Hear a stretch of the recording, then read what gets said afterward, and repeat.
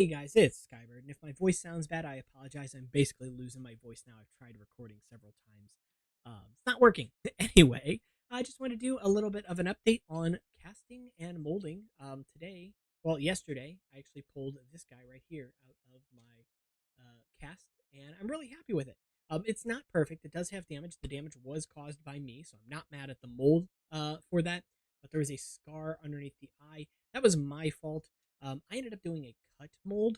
I was not expecting this to work, by the way. I had fully set out on doing a two-part mold. I actually made the two-part mold, filled it with clay, filled it with silicone, did everything you're supposed to do, only to find out that the silicone that I had apparently reacts with hot glue, which is not something I've seen before. I don't know which reacts with the other. I don't know if it's the brand of hot glue or the brand of silicone, but suffice to say, since that was not going to work, since the silicone was leaking out, I figured I'm just going to let that cure. At the very least, it's easier to clean up once it's solid, and then I can pull it out of there, reuse whatever pieces I can salvage, right? That said, I decided I'm not going to waste any time, right?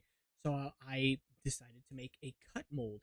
And the way you would normally do that is for a mask like this, you would fill these holes. Usually, you would put some like clear tape on the back here just to kind of block them off. Same thing with any holes in the mask itself. You're going to basically put like clear tape or something over. And that's just to keep the silicone from actually going all the way through there and contacting itself. You basically want to put a physical barrier there. That's just going to make removing the mask easier. It's going to make cleanup easier. So it's definitely something I recommend. Um, but I ended up actually cutting into the front side of the mask instead of the back side of the mask, which with a cut mold, you really want to keep all of your cuts along the back or as close to where you want the parting lines as possible. What was crazy though is that the very first cast that I made had no parting lines at all, except for again the areas where the eyes and the head hole were, because I didn't, put the tape there. I had to cut through them. There was obviously some flashing there, and other than that, the only flashing was where that scar is at that I mentioned. So tonight I've got two more masks in the pressure pot now. I made a mold for a Rao and a obviously I have the mold for the Huna already, so I went ahead and did this transparent dark blue. I like it a lot. I don't know if this is going to match Legos. This is just an old paint that we had sitting around. It's technically not transparent.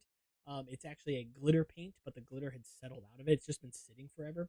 So I just dripped the liquid off the top of it, and that was able to give me this color. It is a water, so I'm surprised it actually mixed with the resin because I can't get my acrylic paint to do this. But this mixed just fine. That said, the Rao, because it's a fairly tall mask and you would normally do a cut mold vertically, that's a lot of silicone that you have to pour. So I wanted to do another experiment, which I'm going to test tomorrow, which is this one right here. This is also a cut mold, but it's horizontal. I don't know if this is going to work. First of all, this is going to be the worst when it comes to trapping air bubbles for sure because of all of those high points in here.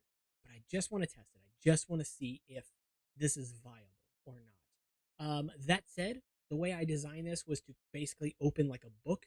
I did make the mistake of not covering up these holes again. I did cover up the holes for the Rao, thankfully.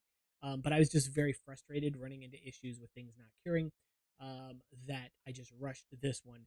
That said, I attached the funnel to the mouth instead, so when I cut, I just have the mouth hole there, and that's it. Um, and other than that, the only line that's through it is going to be across the back of the mask. So if there is any flashing at all, it'll only be on the back side right here. But essentially, yeah, it just cuts in and then it cuts across like a book, so I can just kind of unfold it like that, pop the mask out, fold it back up, and as long as I align these correctly, then it should cast really well. Really gonna cross my fingers because I don't know that that's the case. But yeah, so that's pretty much it. If you guys enjoyed the video, make sure to leave a like and subscribe because it does help the channel out a lot. Let me know your thoughts. Let me know your experience. If you do resin casting, have you had any success with acrylic paints? Because I've had a lot of people recommend it to me.